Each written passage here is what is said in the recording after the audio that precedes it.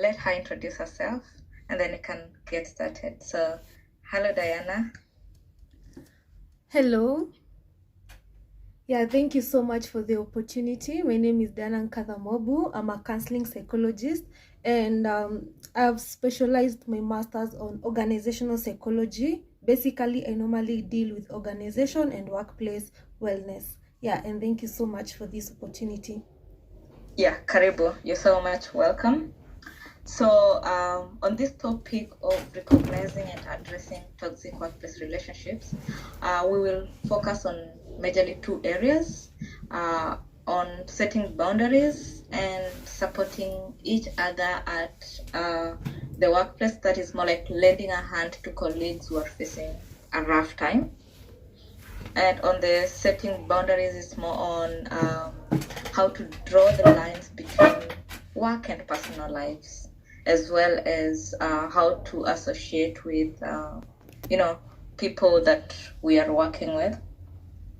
And so maybe Diana, you could shed some light on what defines a toxic work environment and the signs one should look out for to be able to recognize that they're in a toxic work environment. Thank you once again. For a toxic workplace, I normally use organizational politics. These are the rumors, these are the conflicts that occur because one feels that they are dissatisfied with the work that is going on in the organization. For example, when you feel like your manager is unfair to you and they favor other people, that can cause conflicts between the subordinates. At the same time, if you feel your salary is lesser than for other people, like you're comparing yourself, that brings also organizational politics. So mainly organizational politics, these are the conflicts that are caused with the rumors, either individually or as a group of people or even in ranks. For example, manager can be having different interests or goals or personal values, and among the managers they can be having conflicts among themselves. So I'm trying to say it depends also on the organizational level or the leadership level in the organization. Some of the signs and symptoms or what can make you feel your workplace is toxic is, for example, first of all, you feel like you're treated so unfairly at work. That's the first thing. The second thing is you normally having hard time going to work. Like each and every time you want to go to work, you're feeling like it's a burden to you. You're not ready. You're feeling overwhelmed by the thought of even going to work. That's the second thing. The third thing is motivation that you have at work, and we normally measure it with the level of productivity. You used to be this employee or a worker who used to perform so well in the organization, but now the results that you're producing are not adding up. That's another symptom. Another symptom is burnout. At this point now, you're now feeling anxious, depressed, you're feeling overwhelmed with everything that is going around in your workplace. Burnout is when you have a lot of workload. You can no longer balance your personal life activity and what is going on at work. You can't achieve the day-to-day workload. Now that's escalate now to depression, high level of anxiety. Another one is you know feeling angered and irritable most of the time. You used to be a calm person and a friendly person, but now when it comes to work, you feeling everything is exhausting you. Your friends, anytime they talk, you feeling irritated. That's a sign that the workplace is very toxic. So those are the few points that I've mentioned. There are many more, and in case of questions, yeah, I will add up as we continue. Yeah. Yeah, cool. As we continue, if anyone has a question, they'll type it and work. And could this be caused by maybe the fair and treatment that you mentioned earlier, or could it be just because maybe there's so much workload and someone is not getting the help they need from work? Because I feel like maybe when you're not motivated enough to go to work, it's because there's something that you don't like at work. Yeah. And there's this question that came up in a talk that I was having some time back, and someone asked, should we really wake up and ask ourselves, why do I have to go to work today? Or should we make it in a way that when you wake up in the morning, you're like, I am looking forward to meet my colleagues and have a good work environment with. How can individuals navigate through toxic work places, especially if this involves superiors, to ensure that they are preserving their well-being and professionalism? Honestly, to answer your first question, like Uh-huh. someone to go to work, you like at what point it will reach for you just to go to work freely, not because you have bills to pay. I can say, according to many research, people don't resign because of low wages or salary. It's because of the unfair treatment that comes from our management or the leadership that is at workplace. Do you know, most of the time we spend like almost 10 to 12 hours at work. So the workplace should be like a family to us. It should be a calming place. It should be very entertaining. It should be very welcoming, in short, so that people can be motivated to go to work. So if we put a very good environment at work, everybody is going to reach to that place to be going to work because they are passionate and not because they want to pay their bills. So that is to answer the question concerning unfair treatment. How can individuals navigate toxic workplace, particularly with their superiors, while preserving their well-being and professionalism? Like, how can you navigate a toxic workplace without affecting your professionalism, ideally? Okay, I hear you. As a therapist, okay, I'm not a career developer or a leadership developer. I have a background of counseling psychology, and my roots are mostly on personal growth and self-development. The reason I've put this across is because when now it comes to navigating and not spoiling your rapport at work, I will go deep down to your attitude. What is your attitude towards your work? What is the root cause of you feeling the way you're feeling? I'm a strong believer of everything that is affecting you. It begins from within. It comes all the way from your explanation of your own reality. What is your perception? What is your view of the external world? So how you perceive things is going to affect how you're going to produce results even outside. I normally say garbage in, garbage out. If you feed yourself with negative things, it's the same thing that you're going to feed the society out there. So this is not to blame our leaders or the management. I want to scale this aspect of you having a good rapport, but also taking care of yourself. Like, watch out that attitude that you're carrying with you. Watch out that negativity. Watch out those little behaviors that you're carrying around at workplace. And how can we be able now to navigate at work and putting and being able to grow in our career? That's the first point, is your attitude. The second thing is setting boundaries. People don't know how to set boundaries. Everybody is going to treat you the way you have allowed them to treat you. If you go to work and the first day you're always hugging everyone, they're going to treat you that way. The first time you're being shouted at, people will always shout at you. If you're there and you're presenting yourself with that attitude, that's how they're going to treat you. But if you carry yourself with a certain standards and value, you're going to brand yourself. You're going to be able to be respected by how you've been seen, how you're carrying yourself. I normally say love yourself, and others are going to love you the same way you do it to yourself. So if you set boundaries, what I mean by setting boundaries is being able to confront. Allow yourself to express whatever is happening. Like, If somebody shouts at you, confront them. Tell them it is not okay. It's not okay to be shouted at. I love to be addressed in a certain way.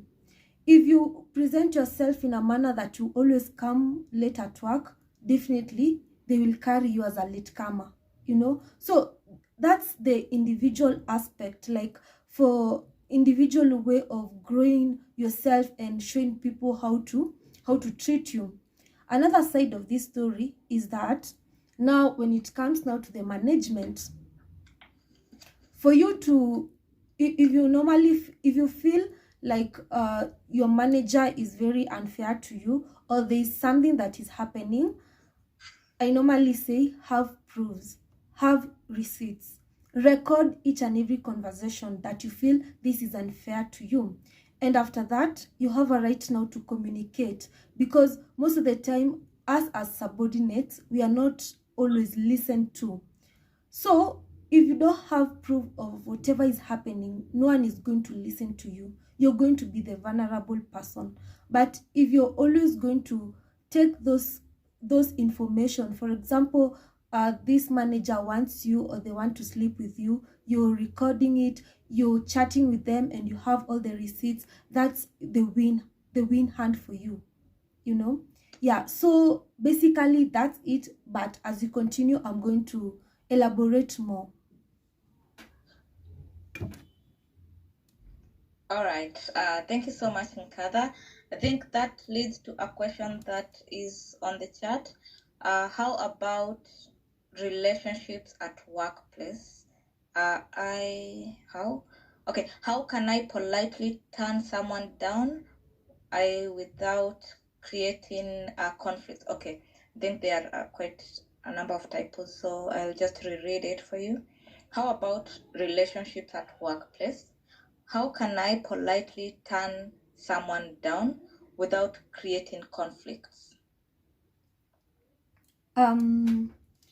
As I've said, the first thing is setting your boundaries. The moment you show people who you are as a person and as a brand, like this is what you value, they won't feel like I know it's a rude way to express yourself. They already know. For instance, they know Juma at the end of their shift, they don't receive phone calls.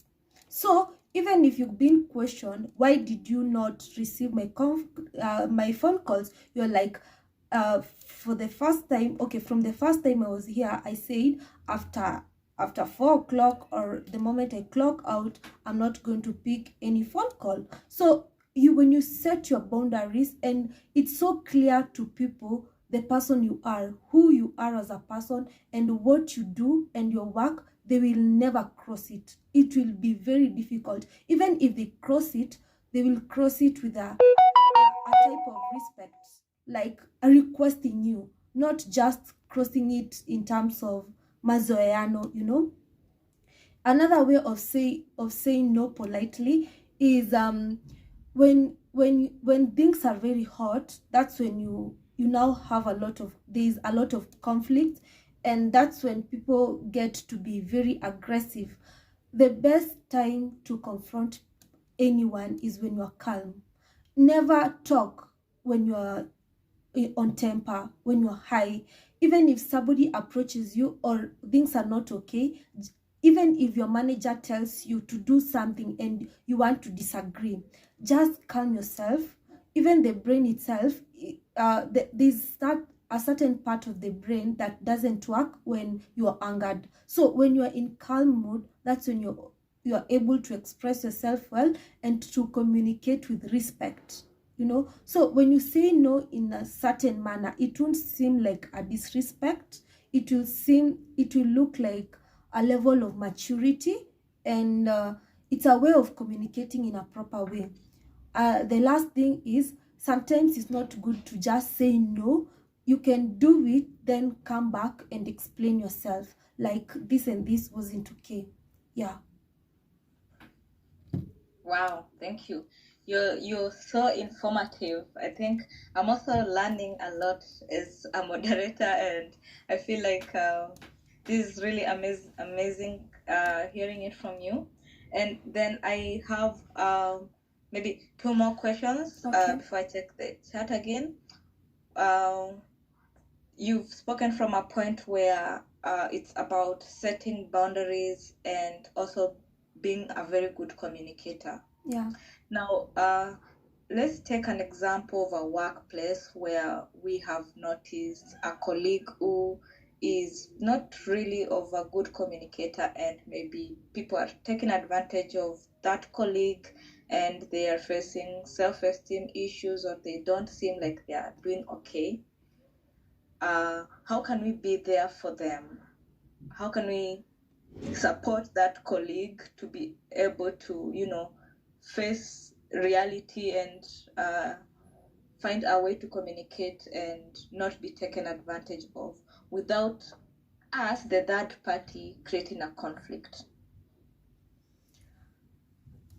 It goes deep down to their trauma as a therapist. Like, okay, for you not to have high self-esteem, not to have confidence, not to communicate effectively, it means that, like, lady or gentleman, you're dealing with a lot, and I think you should seek for therapy that is for self-development. And because now you're all colleagues, you're not in that level, you can advise him or her to go for therapy, at least to build their self-confidence. Because any other solution that I'm going to say after whatever I'm saying now, it's going to be a short-term solution.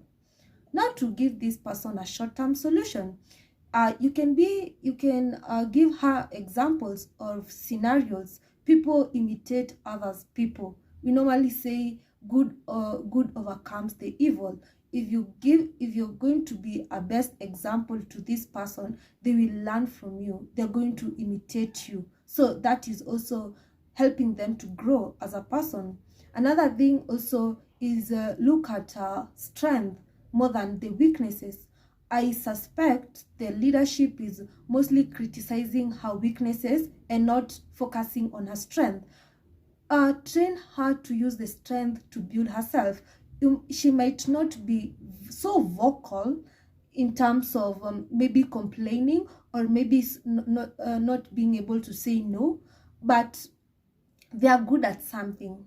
So let them shine in that. And when they shine in whatever they are doing, because, okay, pause first. If this person is not able to, they're being taken advantage, definitely no one is going to recognize them. They don't even have that strength to do whatever they are able to shine in. But now when you come in as a colleague and help them to shine in, now they get that recognition. It will be a wake-up call to them. Another thing is, as they continue growing step by step, they'll start now talking, and also tell them to be able to set realistic goals. For example, they are being taken advantage because they are also allowing it to happen. Most of the things that it happens in our lives is because we allow. They might also be people pleaser. Maybe she wants to be loved, so show her that different dimension. Like, no one, you don't have to be loved by everyone. People will love you because of the work that you're doing, not because of being used. So when they understand this other side of their world, when you just blow up this bubble, they are going to visualize their world in a different perspective, and from there they are going to come out strong. And yeah, they will be somewhere. That's my take. Wow, amazing. And you specialize with organizational psychology. So I have a question around what what have you found out, or what do you think are the main causes of a workplace toxicity? Like, what could lead to that toxicity accumulating to an extent it's affecting employees or the employers? Does it arise from a lack of work-life balance, or where exactly? How does it get to that point where someone gets mental health related issues due to a toxic workplace? Thank you for that. My answer will definitely go to poor management. poor management in terms of the HR and the manager themselves, all the way to the subordinates, because I believe most workers, they just work and go home, all the way also to the stakeholders, those people who want results, they want productivity, not minding the workers well-being. Work-life balance is part of it, but who is the root cause of work-life balance? It is the management. The manager is the same person who is going to tell you, don't go, okay, wait a minute. Some people might not be understanding what's the meaning of work-life balance. Work-life balance doesn't mean you go to work 3 days and you stay at home 3 days. No, it's not dividing your days to pleasure and work. Work-life balance is being able to do whatever you're supposed to do at work and do whatever and balancing your personal life. For instance, overworking leads to poor work-life balance. Lack of off days leads to poor work-life balance, you know. So now this is what now let's go back to the management point. Poor management, this manager is the same person is going to tell you, don't go for your off days because we're in a busy season. I'm going to compensate you after 2 months. When that month comes in, they end up telling you, oh, we still don't have employees, please can you still work? You see, you're postponing your personal lives, your life activity, and working for the company. Another thing is still the management that is going to give the employees a lot of workload and failing to employ other people, you know. So you end up spending most of the time at work instead of going home, or you end up carrying your workload at home when you're supposed to be spending that time with your family and enjoying whatever is happening. Another thing, it's also roots apart from the organization, now to business people. For us who are self-employed now, we also don't have the discipline. Human beings are prone to routine.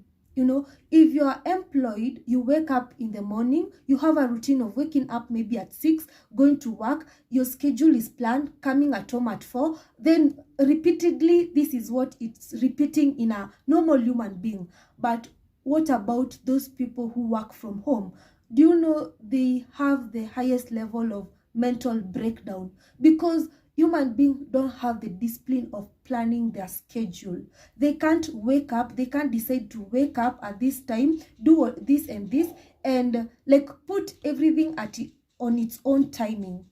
So, and because of that, someone is going to wake up at 12 because this is our own manager, or maybe overwork. It's either they are going to overwork or do things in excess because this is a entrepreneur is trying to chase for that money. So even as an entrepreneur, they are not also able to have a schedule of work-life balance. I don't know if you are understanding the difference.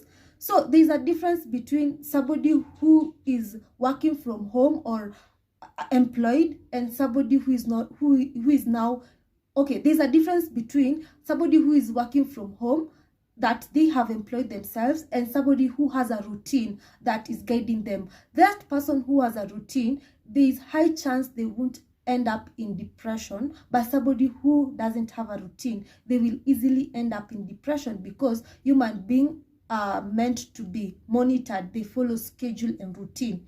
Yes. The next question I have for you, which is probably the last question, is how can organizations encourage open and honest communication among team members or employees to prevent misunderstandings and conflicts at the workplace? Because we just said that management at the organization is one of the reasons why we get people facing the breakdowns and experiencing the toxicity. So how can organizations really encourage open and honest communications among team members or employees to prevent misunderstandings and conflicts? The first thing I'd love to say is accountability.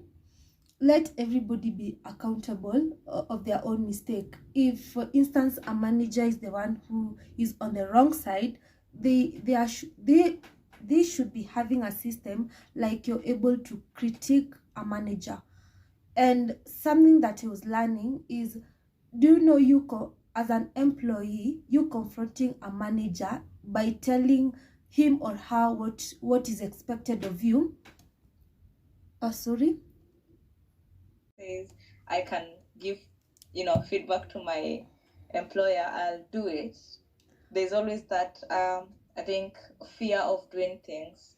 Oh yeah, So that's yeah, sorry for interrupting. That was now that's my okay. second point. There is Okay, now okay. the program that is called Employee Assistant Program, and like now for the HR is there to, they mostly critique the employees.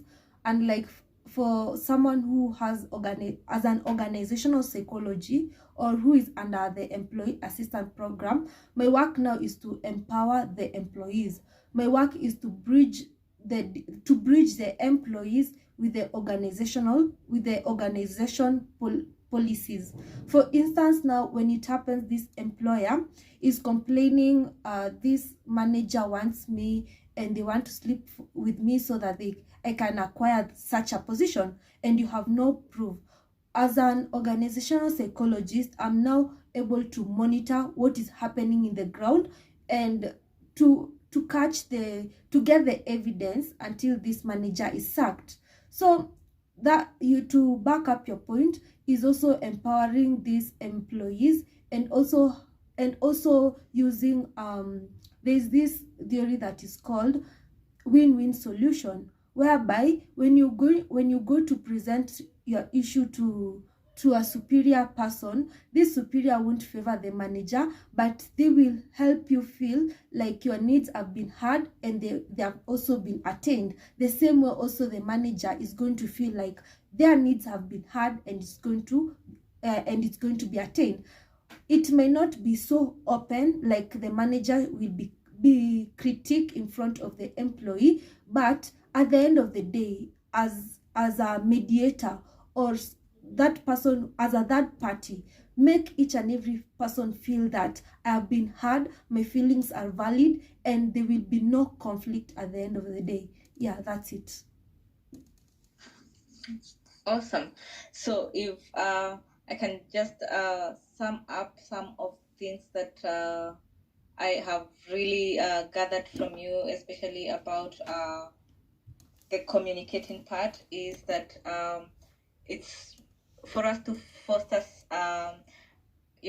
positive work environment, doing away with the toxicity. We need to ourselves, not just giving that task to the organizations. We need to also learn how to communicate openly, set our own boundaries, and also take accountability.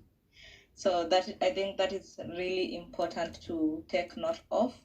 And I'll be looking at the chat to see if we have any more questions.